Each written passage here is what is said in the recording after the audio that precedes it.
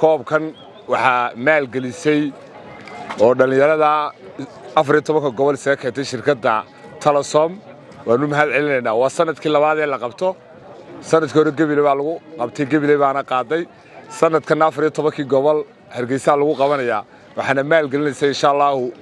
shirkadda maalgelisayna shirkadda Telesom waanu mahad celinaa shirkadda Telesom sida wanaagsan oo qaabishay dhalinyarada madaxda siyaasadda cid walba oo ciyaaraysa sanadkan waan soo dhaweynayaa kabtanadu waxay noqon doonaan wasiiriyada simayaal iyo rag xilmiga madaxweyne magacaabay ku jiro waxaan aad iyo aad u bogaadinayaa shirkadda Telesom ana ku hadlayo afka wasaaradda dhalinyarada ciyaaraha waxaan mar walba soo dhaweynaynaa oo qacmo furo ku soo dhaweynaynaa cid kasta oo ciyaaraha taageerta garab istaagta oo ugu horeysa maanta shirkadda Telesom oo markii koowaad ahayn iyo markii labaad mar walba ciyaaraha garab taagan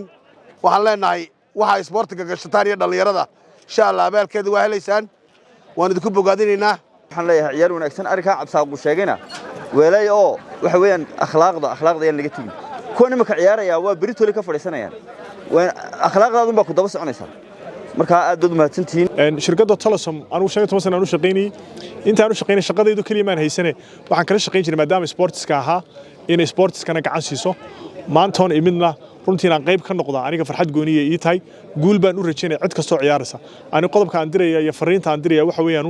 in akhlaaq wanaag la muujiyo kubaddu yaraysi marka la galo way iska cadab badan tahay waan ogahay laakiin haddana aanu tusaale aan idiin noqdo xubinta muhiimka iyo jirkeena muhiimka iyo caafimaadkeena maadaama aynu odayaal u badan nahay dhalinyarta cuslaatay baan u jeedaa oo reer wada leh inaynu ilaashano runtii xubnaheena muhiimka oo inaan is dhaawicin oo inuu caafimaadka ilaashano oo inuu walaaltinimo wanaag muujino iyo farxad iyo isdhexgal baan u diin rajeynayaa aad iyo aad baan ugu faraxsanahay Telesom ahaan iyo Telesom group ahaanba inaanu tartankan qayb ka noqono oo maalgelino farxad gaar ah ayay waliba noo sii tahay tartankan sida la sheegay 14 kooxood oo ka kala socda gobolada dalka oo ay kala metelayaan ciyaartooyada Hargeysa oo ay ku jiraan ciyaaryahano hore oo rag hore lejinaha ayaa ku ciyaari doona agaasimayaal baa kamida wasiirada kamida iyo ciyaaryahano hore marka waa iska xusid marka farxad gaar ah inoo taanaga Telesom gaar ahaan waxaan ku raaddaa furitaankii koobka ay Telesom waxaan ku raaddaa hirgelisay badalina isku soo dubariday oo hambalyeynaya shirkadana waxaan leenahay bulshada iyo mujtamaca beerka idinka ogsoon inaan galabta halkan ku matalo gobolka Sanaag annagoo qayb ka qaadanayna tartanka 14 gobol ee waayeelka dhalinyarada cuslaatay ma oranaya waayeelku ciyaaraya insha Allah guulna waan rajeynaynaa waxaan aad iyo aad ugu mahad celinayaa cid kastoo soo qaban qaabisay waxaan aad iyo aad ugu mahad celinayaa shirkadda Telesom oo koobka inoo soo qaban qaabisay oo inoo saagasatay aad iyo aad u mahadsan yihiin sidoo kale xiriir kubadda qaybta fitnesska iyo wasaaradda aad u mahadsan yihiin sidoo kale walaalaha Cabdi Shabeel iyo agaasimayaasha aad ugu mahad celinayaa marka aad iyo aad ugu mahadnaqayaa dhammaan cid kastoo ka soo qayb gashay gaar ahaan shirkadda Telesom oo mar walba bahda ciyaaraha garab weyn u ah oo taageerta oo garab siisa oo dhiirigelisa da'yarta aad iyo aad baan shirkadda mas'uuliyiinteeda iyo dadka iyo muxuu ahaayay maamulkeedaba ugu mahadnaqayaa Telesom ahaan waxa maanta sharaf noo ah in ay shirkadda Telesom koobkan sponsor gareyso oo waxa qarash ku baxaya ay shirkaddu maaragtay iyadu bixinayso shirkadda macaamiisheeda ugu badan waxa weeye waa dhalinyar sidaa darteed mar walba shirkaddu waxay isku daydaa inay macaamiisheeda iyo bulshadeedaba ay dib wax ugu soo celiso tanna waxay qayb ka tahay waxyaabaha ay shirkaddu dib uga soo celiso bulshadeeda aad iyo aad bay farxad noogu tahay maanta ciyaartu si fiican ayay noogu dhamaatay aad iyo aad noo wada mahadsantihiin waxaan u rajeynaynaa guud ahaan wasaaradda ciyaaraha shirkadda Telesom oo barnaamijkan hirgelisay ama gacan weyn ka geysatayna aad iyo aad baan ugu mahadnaqaynaa maaha markii ugu horeysay ee koob noocan oo kale ay qabato ama ay gacan ka geysato waa tiraba intaan xasuusto koob kasta oo dhalinyarada cuslaatay gobolada lagu qabanayo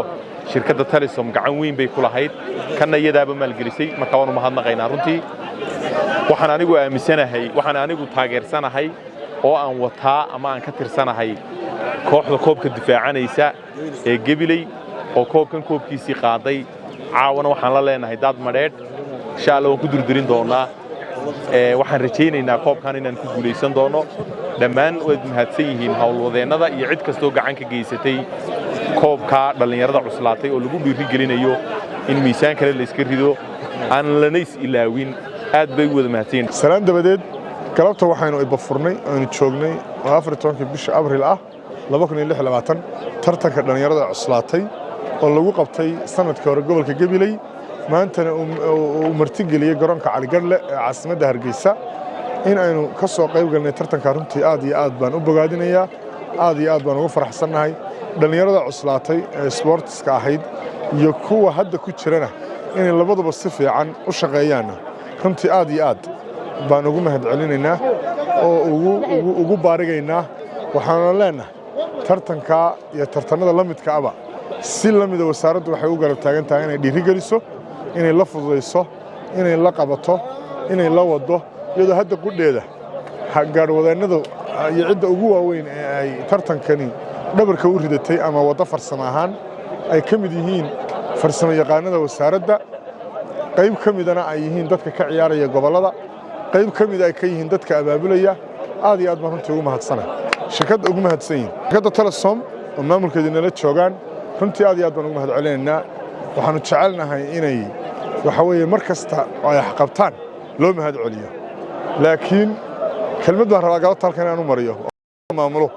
kelmaddaas waa kelmad positive maaha kelmad xun shirkadda Telesom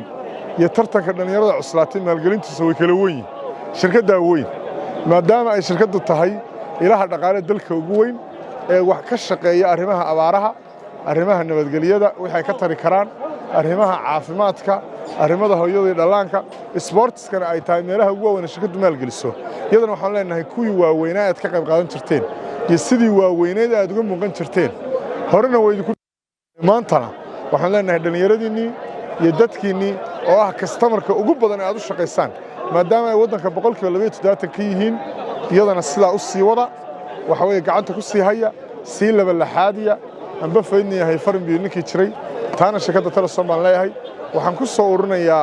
tartankeenu saas inoogu furan yahay insha Allah ciddii qaadana maanta 14 gobol ee Soomaaliland way u dhan yihiin wayna wada joogaan